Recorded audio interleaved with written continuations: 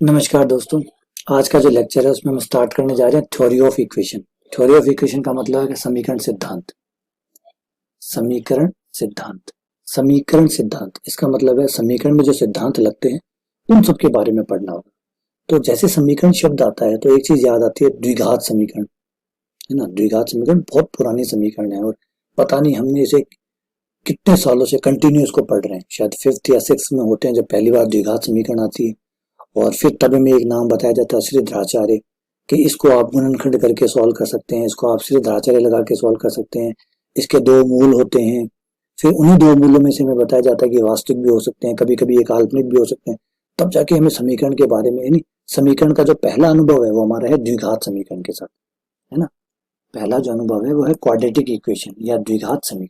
Quadratic equation, द्विघात समीकरण कहते किसे, अगर कोई समीकरण इस रूप में लिखा पर ax² plus bx plus c, इस टाइप का जो समीकरण होता है उसे हम द्विघात समीकरण कहते हैं, जिसमें एक स्क्वायर का पद होता है, एक पावर का पद होता है, एक अचर पद होता है। एक्स स्क्वायर गुणांक को हम कैपिटल ए से दर्शाते हैं, एक्स का जो गुणांक होता है बी से दर्शाते हैं, अचर पद को हम सी से दर्शाते हैं, इसलिए ए बी सी नाम देते हैं। तो ये द्विघात समीकरण के बारे में हमने पढ़ा हुआ है। लेकिन याद कीजिए, आपने जो द्विघात समीकरण के बारे में पढ़ा, क्या समीकरण सिर्फ द्विघात ही होती है, तीन घात की नहीं होती? तो जवाब है हाँ सर, तीन घात की भी हो सकती है। क्या ये तीन घात की नहीं हो सकती? बिल्कुल ये तीन घात की भी हो सकती है। ax³ plus bx² plus cx plus d बराबर 0, तीन घात। तीन घात के बाद में चार घात भी हो सकती है, पांच घात, छह घात, सात घात। जब आप द्विघात समीकरण को हल करते थे तो मूल निकल के आते थे, दो मूल निकलते थे, उससे वहां वास्तविक या काल्पनिक मूल आते थे। जब द्विघात समीकरण के दो मूल आते थे तो त्रिघात समीकरण के भी तो मूल आते होंगे। द्विघात समीकरण को आप श्रीधराचार्य लगा के सॉल्व करते थे, त्रिघात समीकरण को आप कैसे सॉल्व करोगे? क्या आपने अभी तक 12th क्लास तक अभी आपने पढ़ा कि त्रिघात समीकरण को कैसे सॉल्व करते हैं? हाँ, आपने पुराना तरीका जो पढ़ा हुआ है, गुणनखंड कर लेते हैं, अगर गुणनखंड हो गए तो, या कोई मूल रख के जीरो करके पता कर लिया, इस तरीके से थोड़े रफ तरीके जरूर पढ़े हैं, लेकिन वो याद रखिए परफेक्ट तरीके नहीं है। सवाल अगर ठीक ठाक हुआ तो वो काम कर जाएंगे, सवाल ठीक ठाक नहीं हुआ तो वो काम नहीं करेंगे, ठीक है ना। एक जनरल तरीका, एक ऐसा तरीका जो हमेशा काम करे, जैसे श्रीधराचार्य, आपने गुणनखंड करना भी पढ़ा हुआ है कि द्विघात समीकरण को गुणनखंड करके हल किया जा सकता है।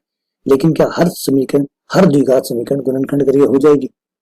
तो आपका जवाब है नहीं, हर समीकरण नहीं होगी। फॉर एग्जाम्पल ये समीकरण ले लीजिए, x² प्लस x प्लस 1 बराबर 0। अब इसके गुणनखंड करके मुझे हल करके बताइए, तो जवाब है नहीं हो सकती। इसीलिए हम श्रीधराचार्य को याद करते हैं, क्योंकि श्रीधराचार्य जो है वो हर प्रकार के द्विघात समीकरण, चाहे वो कैसी ही क्यों ना हो, श्रीधराचार्य उन पे काम करता ही करता है और आंसर हमें देगा ही देगा। इसलिए श्रीधराचार्य जो है वो ज्यादा इंपॉर्टेंट है। आई बात समझ में? ऐसे ही जो तीन घात के समीकरण है, क्या उनके लिए कोई मेथड है? क्या चार घात के समीकरण के लिए कोई मेथड है? ये हमें पढ़ेंगे, ये समीकरण सिद्धांत में ये चीज हम पढ़ेंगे। उसके अलावा और भी बहुत सारी चीजें हैं जो समीकरण सिद्धांत में हम पढ़ने वाले, ढेर सारी चीजें, ठीक है। मूल कैसे आते हैं, मूलों की प्रवृत्ति कैसी होती है, देकार्ते चिन्ह नियम क्या होता है, ठीक है। मूलों का योग कितना होता है, मूलों का गुणनफल कितना होता है, ढेर सारी चीजें हमने द्विघात समीकरण के बारे में जो पढ़ा है वो छोटा पार्ट था, क्योंकि द्विघात समीकरण बेचारी होती दो घात की, तो उसके मूल ही दो होते हैं, तो दो मूलों पे आपने ज्यादातर चीजें नहीं पढ़ी होगी। बहुत सारी चीजें हैं जो आप पढ़ने वाले हैं। मूलों को कम करना हो तो, मूलों को ज्यादा करना हो तो, ठीक है ना।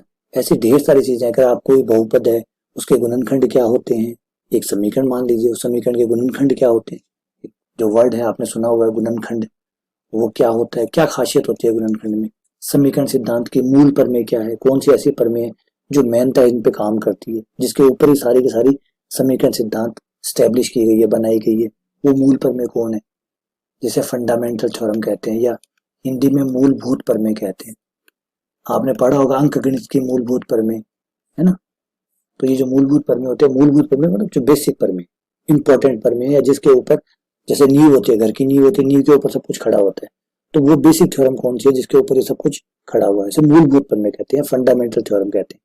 तो इस सब चीजों के बारे में हम पढ़ने वाले, एक एक करके लंबा प्रोसेस चलने वाला है, क्योंकि जो हम पढ़ेंगे उसमें बहुत सारी चीजें पढ़ने वाले हैं। पहले तो मूलों से समीकरण वापस कैसे बनाते हैं, समीकरण से मूल कैसे निकालते हैं ये तो बड़ा टेढ़ा काम है। मूलों से वापस समीकरण कैसे बनाते हैं ये काम थोड़ा आसान है।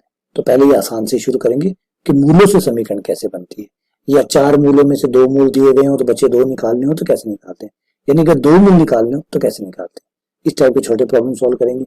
उसके बाद में आगे पढ़ेंगे कि मूलों का गुणांकों के साथ क्या संबंध है। अब ये गुणांक शब्द क्या है, गुणांक ये है बेटा, ये है x क्यूब का गुणांक, ये है x स्क्वायर का गुणांक, ये है x का गुणांक और ये है अचर। ये जो गुणांक होते हैं इन गुणांकों का मूलों के साथ संबंध होता है। आपको याद होगा कि द्विघात समीकरण में आपने पढ़ा था कि अल्फा प्लस बीटा मूलों का योग, अगर अल्फा और बीटा इसके 2 मूल है तो इनका योग माइनस बी बटा ए होता है, और इनका जो गुणनफल होता है वो सी बटा ए होता है।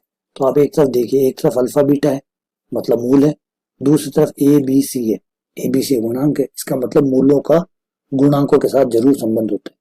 तो द्विघात में तो आपने पढ़ा हुआ है 3 में क्या होगा, 4 में क्या होगा, या उससे ऊपर की अगर समीकरण है या बहुपद है तो उसमें क्या होगा, ये चीजें पढ़ने वाले। उनका उपयोग हम कैसे कर सकते हैं वो पढ़ने वाले। फिर पढ़ने वाले हैं उसके बाद समीकरण रूपांतरण। समीकरण रूपांतरण मतलब, अब मान लीजिए मैंने आपको कह दिया कि मुझे इस समीकरण के मूल पता है, ये जो समीकरण है इस समीकरण के मूल पता है अल्फा और बीटा। अब मुझे एक ऐसी समीकरण चाहिए जिसके मूल इनके मुकाबले एक एक कम हो। ऐसी एक समीकरण बताइए जिसके मूल इस समीकरण के मूलों के मुकाबले एक एक कम हो, या एक एक ज्यादा हो, या दुगने हो, या आधे हो। तो आप उस समीकरण को कैसे बदल के मेरे मूलों के मुताबिक जो मैंने मांगे हैं, जो आपसे डिमांड की है, उन मूलों के मुताबिक आप समीकरण को कैसे बदलोगे ये हम सीखेंगे। मूलों को कम ज्यादा करना, दुगना करना, तिगुना करना कैसे किया जाए।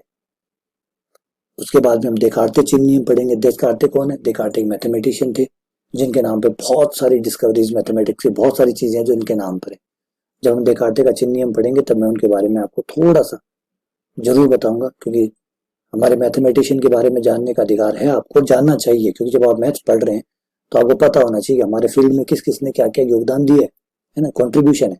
जैसे आप जब भी भारत का इतिहास पढ़ते हैं तो आप क्रांतिकारियों को जरूर पढ़ते हैं जिन्होंने आजादी की नींव रखी है ना, और आप कहते हैं कि इनको पढ़ना जरूरी है। क्यों, क्योंकि आज जो चीज हम इस्तेमाल कर रहे हैं, जिस चीज का फायदा उठा रहे हैं, जिस आजादी का आज आनंद ले रहे हैं, वो किसी न किसी की देन है, किसी न किसी की मेहनत है, किसी किसी की जान पे किसी ने जान दी है, किसी ने दुख झेला है, तभी तो आज आजाद हुए।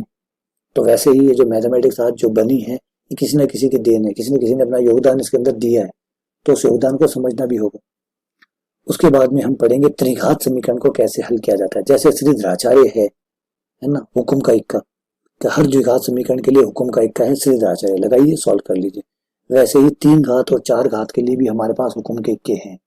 वो कौन है हुक्म के इक्के, 3 घात का अगर समीकरण है तो उसके लिए हमारे पास है कार्डन मेथड, कार्डन विधि, कार्डेनो मेथड। कार्डन मैथमेटिशियन का नाम है जिन्होंने 3 घात के समीकरण को सॉल्व करना सिखाया या इसकी विधि बनाई। उसके बाद में 4 घात के जो समीकरण है उसे सरल करने के लिए आती है फेरारी विधि। फेरारी ये भी मैथमेटिशियन थे जिन्होंने 4 पावर के समीकरण को हल करना सिखाया या इसका विधि बताई या इसका फॉर्मूला दी। तो इस तरीके से आप 2 चीजें, जैसे आपने द्विघात समीकरण को हल करने के लिए छोटी क्लासों में पढ़ा था, बीएससी फर्स्ट ईयर में आप कार्डन और फेरारी विधि पढ़ेंगे 3 घात और 4 घात के समीकरण को हल करने के लिए। ये टोटल हमारा समीकरण सिद्धांत रहेगा। उम्मीद करता हूँ कि आपको ये सारी बात समझ में आ गई होगी कि हम क्या पढ़ने वाले। हम समीकरण पढ़ने वाले, भरपूर समीकरण पढ़ने वाले, 2 पावर वाले, 3 पावर वाले, 4 पावर वाले, इवन 6 पावर तक के भी समीकरण भी अभी हमारे सवालों में आएंगे। उनको हल करना, उनके मूल निकालना, मूलों का गुणांकों के साथ संबंध निकालना, हर चीज हम पढ़ेंगे। मूलभूत प्रमेय पढ़ेंगे, चिन्ह नियम पढ़ेंगे, ढेर सारी चीजें हम उसके अंदर पढ़ने वाले हैं, लेकिन step by step, step by step, ठीक है ना। ये पूरा एक यूनिट रहने वाला है, पूरा आपका पेपर के अंदर पूरा एक यूनिट कवर करेगा। तो चलिए इसे यहीं रोकते हैं। अगले लेक्चर में हम स्टार्ट करेंगे बहुपदों से, बहुपद क्या होते हैं और बहुपद के बारे में क्या क्या चीजें हमें जाननी चाहिए। ठीक है, चलिए बहुत बहुत धन्यवाद, शुक्रिया।